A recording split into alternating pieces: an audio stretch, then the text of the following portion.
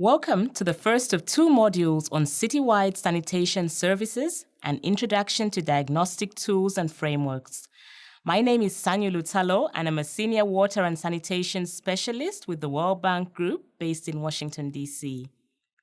In this module and the following module, we will introduce some systematic ways to understand and analyze the complex urban environments we often face when planning improvements in sanitation services. These two modules will introduce a number of issues related to sanitation planning, which we will explore more deeply later in the course. For sanitation services to be appropriate, affordable, and sustainable, we need to consider more than just the type of technology to be selected.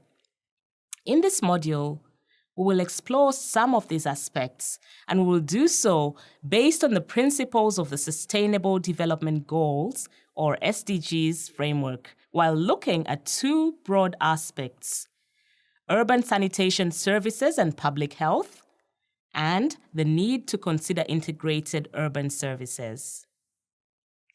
You may already be familiar with the sanitation services chain, comprising waste containment, emptying, conveyance, treatment, and end use or disposal. In practice, there are two major types of chain, which we can refer to as networked, basically comprising sewerage systems with treatment plants, and non-networked, comprising on-site sanitation options with fecal sludge management.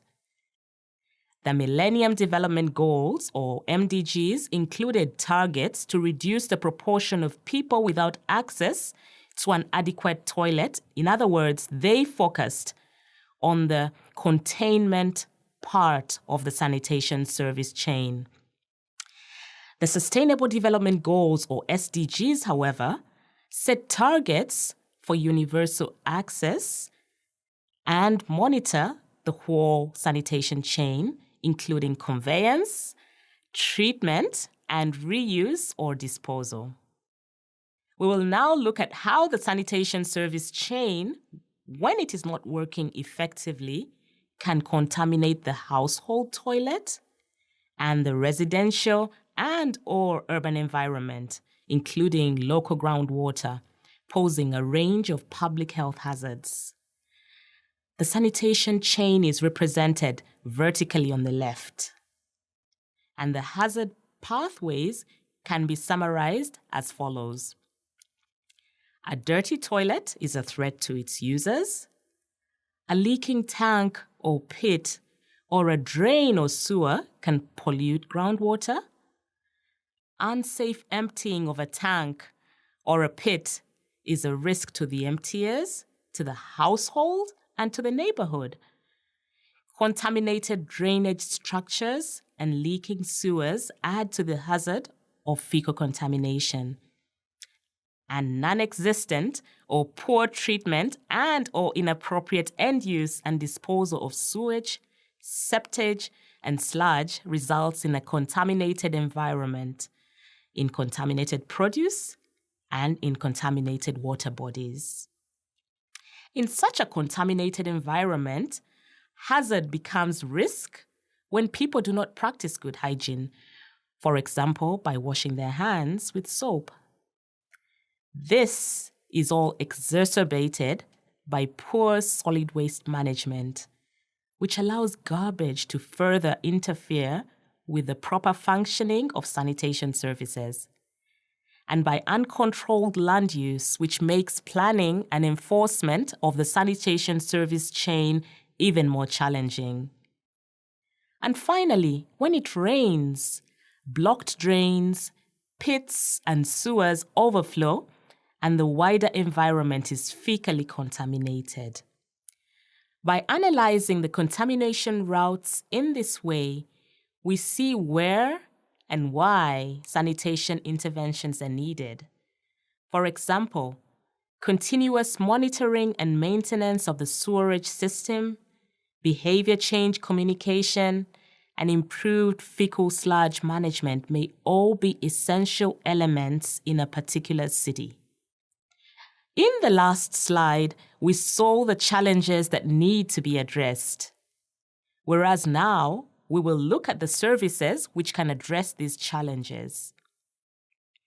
There are 5 components to urban sanitation services. As you can see in the slide, latrines, septic tanks, and sewers are accompanied by solid waste and stormwater management, as the latter 2 services are inseparable from the proper functioning of the fecal waste chain in a given town or city. Both sides of this diagram, the upstream services on the left, which typically interface with the households and other customer groups, and the downstream services, including treatment, disposal, and reuse on the right, are impacted by the quality and enforcement of physical planning and of land use control. At the household level, housing, tenure, and urban upgrading programs can also play an important part in advancing urban sanitation services. Likewise, treatment and appropriate reuse and disposal also contribute to reducing the public health risk and to improving the ecological environmental endowment of a city, while increasing quality of life and city attractiveness and competitiveness. But poor management of these interrelated components often leads to the creation of a highly contaminated mixed waste stream in the drainage system. And when it rains, it just gets worse as flooding spreads this contamination far and wide across the city.